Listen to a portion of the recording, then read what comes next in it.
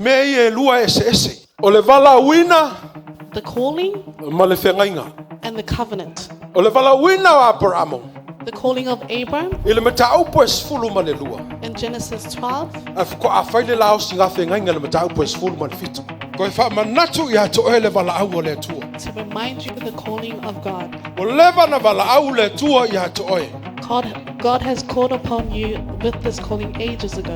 Tulai, ke loi, au e iai I mea whainga e kalesia, whala popotonga, o mea uma e ke iai, ke lo e iai lutau. Ke lo le Valaau le atua ma le polomisi le atua ngā whai ia Abraham. Oa e o ka upo sfuma fiku ngwele o singa whenga nga whaka umo e le atua. E ui a ngā iai whitama whainga kao savaringa Abraham, a sa iai le atua. Amene.